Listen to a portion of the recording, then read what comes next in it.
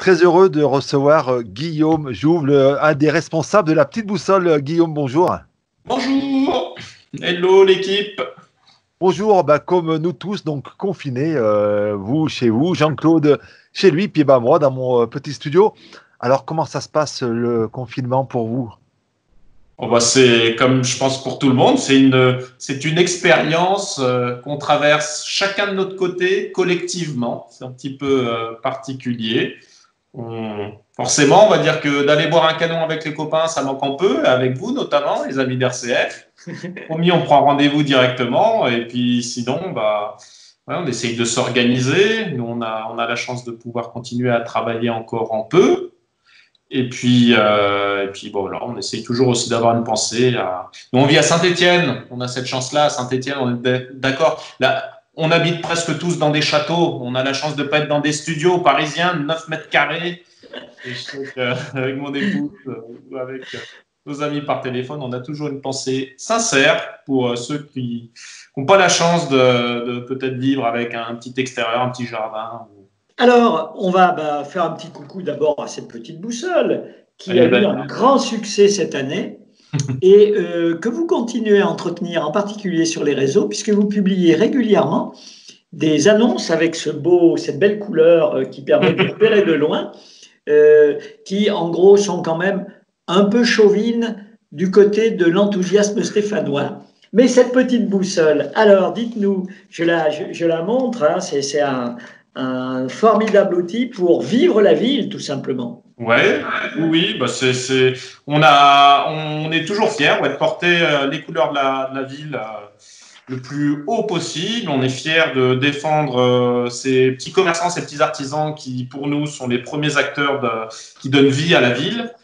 Et on espère d'ailleurs qu'on sera nombreux, j'en profite pour passer un petit message, à retourner les voir en masse avec plein de pognon dans nos besaces pour aller re-remplir des caisses, parce que là, ils souffrent, hein, nos commerçants, tout ça, c'est normal. Alors, dès la sortie de confinement, je compte sur tous les Stéphanois pour foncer en ville et refaire vivre notre belle ville.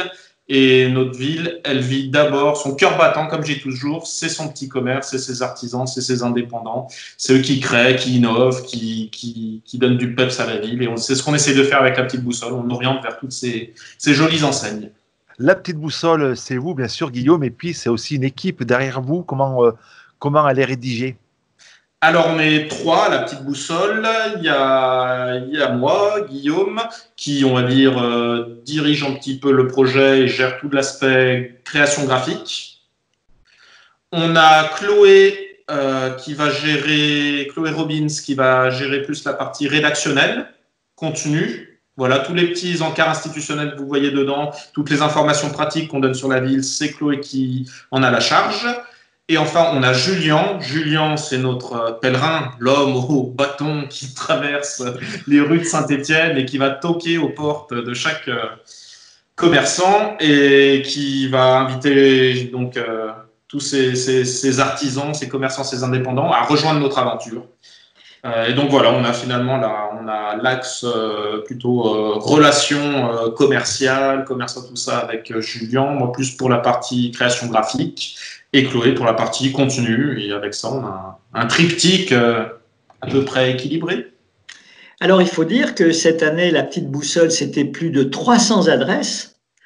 Et puis aussi des moyens intéressants avec des plans thématiques. Tout était conçu pour permettre d'utiliser au maximum les ressources parfois insoupçonnées de notre ville. Combien d'exemplaires? On a tiré à 10 000 cette année-là, donc c'est bien, c'est quand même un tirage assez fort, on en est fiers.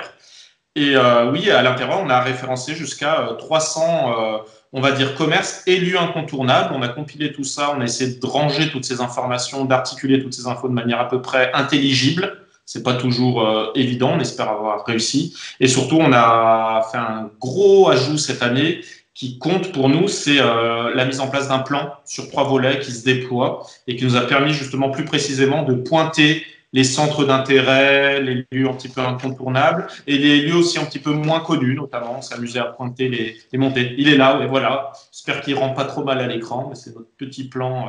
La ville de Saint-Étienne, On en est très fiers. Il est à nous, il ressemble à aucun autre et j'ai l'impression qu'il donne une belle vue d'ensemble de notre ville. C'est ce qu'on voulait essayer de faire. Toutes les années, la petite boussole est présentée lors d'une soirée autour du verre de l'amitié. C'est à quelle période? Alors, traditionnellement, c'est en décembre. Et là, on va tomber en plein dans l'actu confinement. On sortira une nouvelle petite boussole, c'est sûr. Par contre, je serais très prudent là, quant à la date officielle de sortie parce que forcément, le confinement va décaler notre activité. Je veux rester positif, je veux rester fort, mais je suis certain que l'année qui vient, l'édition 2021, si elle sort en décembre, c'est qu'il y aura eu un miracle. Et sinon, je pense qu'on sortira début d'année 2021 plus vraisemblablement. Entre-temps, on proposera une surprise qui va du coup ne plus en être une, mais entre-temps, on va sortir un plan. Donc là, on a fait le plan en 3 volets et on va sortir un grand plan, donc qui va se déplier, qui fera pas loin d'1 mètre carré, je sais pas comment dire, ça fera un très grand plan qu'on déploiera, où on va un petit peu recompiler toutes ces infos touristiques, surtout qu'on a compilées dans l'édition papier. Et qu'on sortira, je pense, j'espère, un septembre-octobre. Mais aujourd'hui, on va dire qu'on vit au jour le jour, et c'est un petit peu compliqué de se projeter. Mais en tout cas, il faut se dire que la petite boussole, on va essayer de la sortir en 2021, on la sortira, ça, je m'y engage. Il n'est pas question que le confinement mette un coup d'arrêt à ça. Et surtout, entre-temps, on va sortir du coup ce projet un petit peu intermédiaire qui va être un petit plan de la ville, comme on en trouve dans d'autres cités. Hein, et voilà.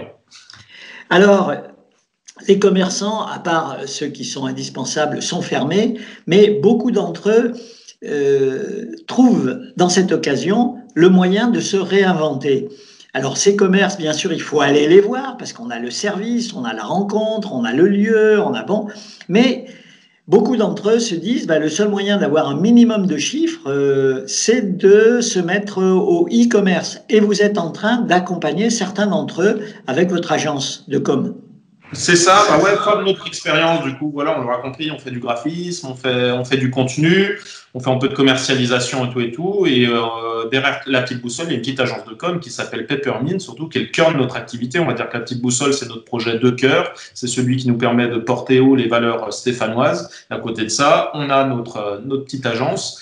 Et durant cette crise, on a la chance, on touche du bois, je touche mon bureau, on a la chance de pouvoir continuer à travailler un petit peu, car notamment certains commerçants ont bien voulu nous faire confiance et nous ont dit, je rappelle d'ailleurs, je pense que c'est utile de le dire, je sais pas si on le répète peut-être pas assez sur les réseaux sociaux, sur les médias et tout, les artisans, les commerçants, ils sont pas salariés comme le commun, on va dire, des Français. C'est des indépendants. Et indépendants, il faut bien comprendre qu'un indépendant, on entend parler beaucoup d'aide à la radio, à la télé et tout. Un indépendant n'a pas de chômage, n'a pas d'aide, n'a pas de revenus. Et finalement, tous ces commerçants, tous ces artisans, s'ils ne travaillent pas, ils n'ont pas de revenus à la fin du mois. On entend beaucoup d'aides sur les entreprises. Les aides aux entreprises, ce ne sont pas des revenus pour les dirigeants ou pour les artisans. Donc ces artisans-là, finalement, ils ont 2 options. Faire la tortue, de rentrer dans la coquille, plus bouger et vivre sur leurs réserves. Et puis, ils ont la deuxième option, qui est pas moins valable que la première, d'essayer quand même de continuer à travailler. Et pour essayer de continuer à travailler, ça impose une transformation. On va employer un gros mot, c'est une transformation digitale, qui est une petite révolution. Et c'est vrai qu'en très peu de temps, on demande beaucoup à ces commerçants, c'est-à-dire de passer d'un commerce physique avec un contact, une clientèle, des habitudes.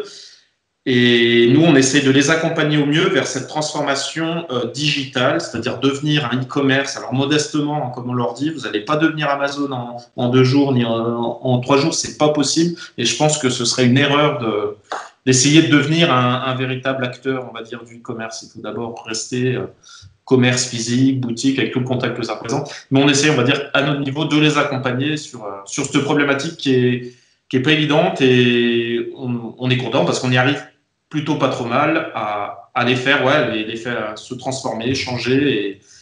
Mais voilà, c'est une révolution imposée, on va dire, par les événements et on essaye de les accompagner au mieux. Je ne sais pas si je suis très clair.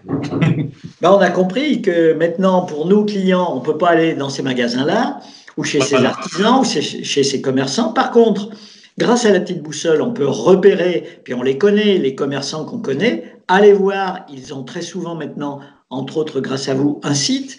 Et là, on peut, entre autres, passer des commandes, soit en drive, soit en livraison, à partir d'une certaine somme. En général, c'est comme ça que ça se passe. Absolument. Et on peut même leur rajouter encore un coup de pouce supplémentaire, un coup de projecteur.